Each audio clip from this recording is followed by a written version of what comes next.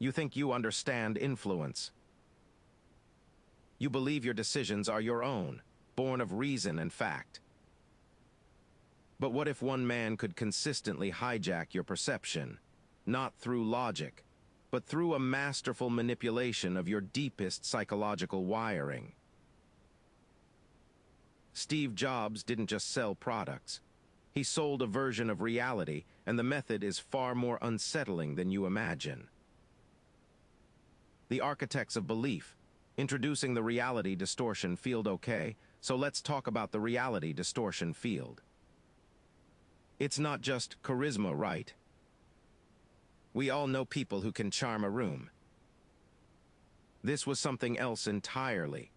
A deeply unsettling ability to bend what people thought was real. It wasn't about convincing you with logic, but about fundamentally shifting your perception of reality itself. Jobs could make the utterly absurd, the impossible deadline, the completely unattainable product vision, seem not only achievable, but completely, undeniably inevitable. Like it was always going to happen, and you were just now catching up to *is truth. Therefore, you had no choice but to accept it. Think about those early Apple hires. Jobs would practically hypnotize brilliant minds, pulling them away from stable, lucrative positions to work on wild, underfunded projects.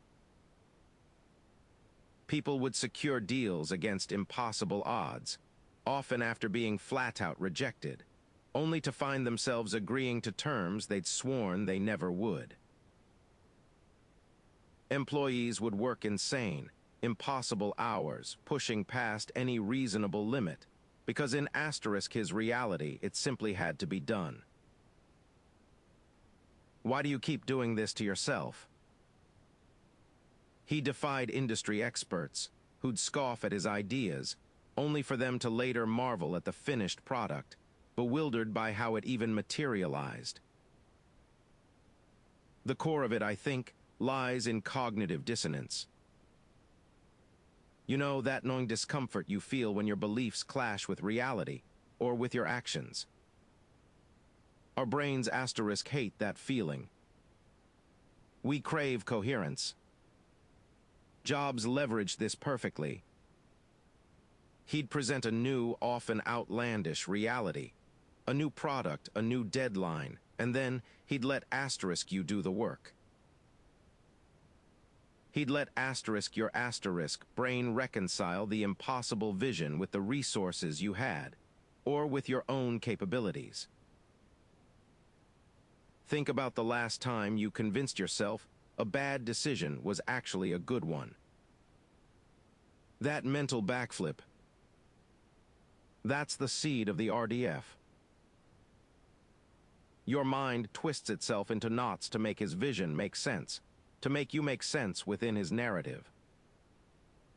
The immediate impact was incredible. It wasn't just about sales figures, though those were legendary. It was a tangible, undeniable shift in what people believed was achievable, both in product design, pushing the boundaries of technology, and in their own personal capabilities. Engineers would tell you it was impossible, only to deliver it weeks later, unsure how they pulled it off. Designers would push past perceived limits, creating something truly revolutionary because Jobs simply insisted it could be done. The reality distortion field isn't magic. It's the art of making the unbelievable undeniable. And once you're inside it, once you accept that new reality, leaving feels almost impossible. And once you're inside it, once you accept that new reality, leaving feels almost impossible. Segment 2 title, Manufacturing Urgency. Exploiting psychological scarcity, that feeling of impossibility didn't end with accepting a new reality. It was just the beginning. Steve Jobs didn't just bend reality. He supercharged it with an unrelenting clock. Remember that surge of panic when you thought you missed a flight or a critical deadline? Jobs weaponized that exact feeling. He turned every project into an existential race against time. Think about the original Mac. Or the iPhone. Teams were handed deadlines that were, by any reasonable measure, utterly impossible. We're talking years of development squeezed into months. It wasn't just about making things faster. It was about the psychology of scarcity. When time is a finite, rapidly disappearing resource, suddenly its perceived value skyrockets. Your rational brain, the one that usually calculates feasibility and cost, takes a backseat. Urgency isn't just about speed. It's a psychological lever to bypass rational thought. This constant, intense pressure, it wasn't just about productivity. It triggered a primal fight-or-flight response. And when everyone around you is in that same high-stakes, shared crisis, something strange happens. Bonds form. Disbelief gets suspended. You start believing that maybe, just maybe, this truly insurmountable obstacle can be conquered. It forces a kind of groupthink, where challenging the leader's vision or even basic engineering facts becomes secondary to the shared mission. When the stakes are that high, when the clock is ticking down to zero, individuals are far more likely to defer to authority, to follow the group, even if deep down they know it defies logic. You stop questioning if asterisk it can be done, and only focus on how to do it, no matter the personal cost. That's the real power and the chilling genius of manufactured urgency. It doesn't just make you work harder, it makes you asterisk believe asterisk harder. Okay, so manufactured urgency creates this high-stakes pressure cooker, right? It forces compliance, makes you defer to authority, making you believe harder. But that's just one layer of the distortion. What if someone could make you asterisk want asterisk to believe, truly, deeply, in something that might not even be real? This brings us to the real magic trick, storytelling.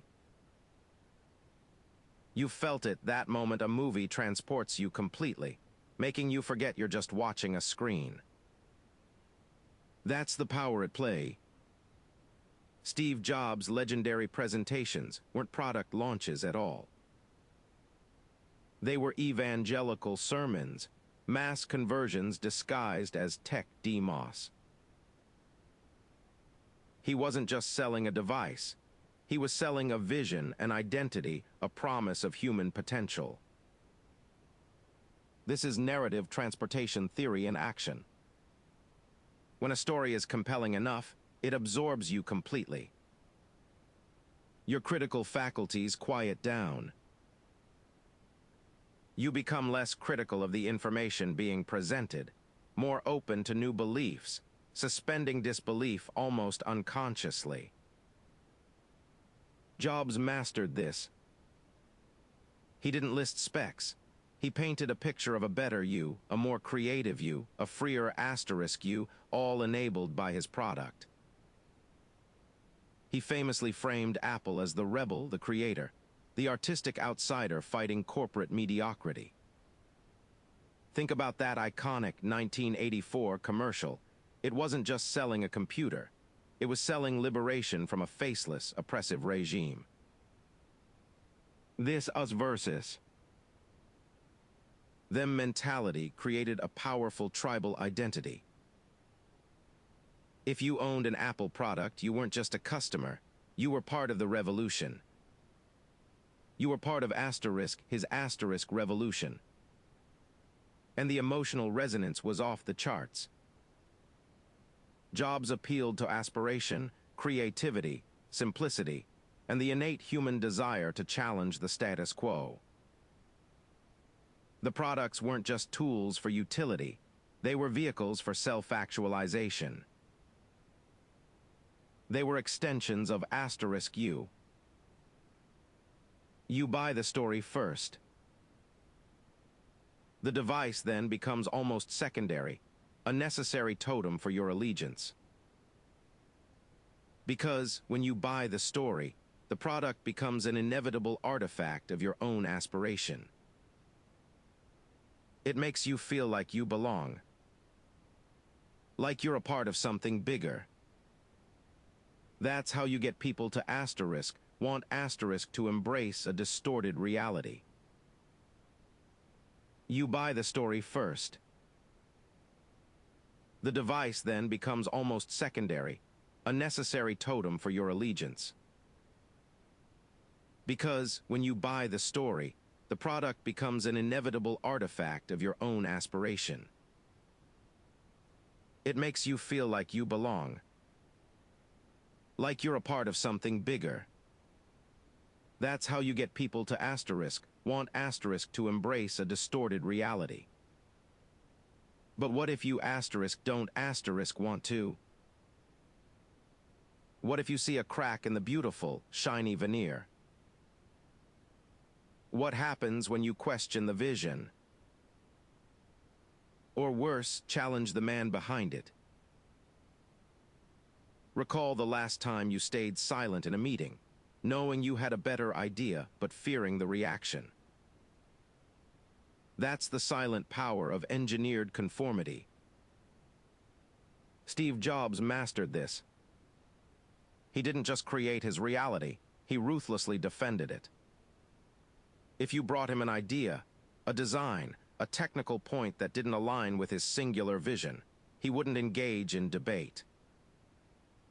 He'd simply and often publicly declare it stupid, useless. Wronged. No room for nuance. No room for discussion. And here's where it gets insidious. His perceived genius, his halo effect, made his pronouncements feel like gospel. He was Steve Jobs, the visionary who had already changed the world multiple times. So when he said your idea was stupid, you didn't just disagree with him. You doubted yourself *. You questioned your own judgment, your own intelligence, even when the facts were on your side. It's an overwhelming psychological pressure. Those who persisted, those who dared to push back, often faced humiliation. Public dressing downs. Being sidelined from projects. Sometimes outright dismissal from the company. It created a chilling effect, you see. An environment where critical thinking wasn't constructive criticism. It was an act of rebellion. And rebellion was punished. Swiftly. Harshly. This wasn't about building a better product through diverse ideas. This was about consolidating *1 narrative, *1 truth, Jobs's truth. It wasn't about safety for your ideas. It was about safety from your ideas if they deviated. True power isn't just making people believe. It's making them afraid to disbelieve. And when you fear the consequences of speaking your mind, you hand over control of your reality. You become an active participant in its distortion, simply by remaining silent. And this silence, this fear of disbelieving, it birthed something even more powerful. It allowed Jobs's reality distortion to become our reality. Not just something we tolerated, but something we believed. Employees, after enduring the pressure, started to genuinely believe in the impossible deadlines, the arbitrary design choices, the only way forward. They internalized it. They became active evangelists for this manufactured truth, sometimes even defending it fiercely when faced with cold, hard facts that proved otherwise. Think about a trend you initially dismissed, only to find yourself embracing it months later. That's the subtle creep of manufactured consensus. The more people bought into this reality, both inside and outside Apple, the more it self-validated. It created this undeniable social proof, a bandwagon effect so strong that newcomers didn't question it. Why would you when everyone else, millions of customers, thousands of employees, seem to agree? Then there's the truly insidious part, post-purchase rationalization. You, the consumer, drop hundreds, even thousands on an Apple device. That's a serious investment. To then admit there might be flaws, that maybe the competitors offered something better, that perhaps you were asterisk wrong, that's a tough pill to swallow. Your brain, almost automatically, begins seeking out reasons to validate your choice. You become a defender of the Apple ecosystem, downplaying criticisms, highlighting perceived advantages, because to do anything else would mean admitting a mistake, admitting you were swayed. This deepens your commitment, cementing a loyalty that defies pure logic. The most dangerous illusions are the ones we willingly adopt as our own truth. And this wasn't just about jobs anymore. The reality distortion field became Apple's corporate culture. It got embedded in the company's DNA, guiding every innovation decision, dictating marketing strategies, shaping the very mindset of employees. It became a self-replicating belief system, long after Jobs was gone. It reveals how deeply a single individual's psychological patterns can imprint themselves onto an entire global corporation, manufacturing consent for decades to come. So Jobs' reality distortion field, it wasn't just some quirky genius thing, was it? It was a blueprint, a psychological architecture for manufacturing consent that got embedded in Apple's DNA, guiding every decision. But now look around. What if this wasn't just about one company or one man? Think about it. The incredible innovation, the market dominance Apple achieved, was it worth the cost? The cost of individual agency, of critically questioning what you're told, of pursuing some objective truth. Maybe there wasn't a choice. Maybe that's just how it works, but it pulls at you, doesn't it? It feels unsettling. Because this isn't just a corporate history lesson. We're living inside new distortion fields every single day. Those social media echo chambers you get sucked into. The political narratives that demand absolute loyalty. The algorithms silently shaping what you see, what you believe, what you want. That's all the same playbook. It's marketing that preys on aspiration, on belonging over any real utility. It's whispering to that part of you that wants asterisk to believe. It crafts a reality, then invites you in. That gut feeling you get when something just feels right, even without proof. Sometimes that's just the echo of a carefully constructed reality. Our own brains are part of the problem here. We're wired for this, for confirmation bias, for authority bias, for groupthink. We're so easily swayed, often without even knowing it. We asterisk want asterisk to belong. We asterisk want asterisk simple answers, and these distortion fields offer them up on a silver platter. They exploit the very shortcuts our minds take to survive in a complex world. So how do you fight back? It means metacognition, actively thinking about how you think. It means pausing when you feel that strong pull of conviction and asking yourself, why do I believe this? Who benefits from me believing this? It means actively seeking out disconfirming evidence, those uncomfortable truths that challenge your perfectly curated worldview. Because the ultimate freedom isn't believing what you want, but knowing why you believe anything at all. It's hard work, constant work, to pierce through these modern distortion fields and assert your own reality. Steve Jobs' reality distortion field wasn't just a quirk of genius. It was a psychological blueprint for manufacturing consent, a hidden code of power waiting to be deciphered. We now understand its mechanisms, but this unmasking begs a terrifying question.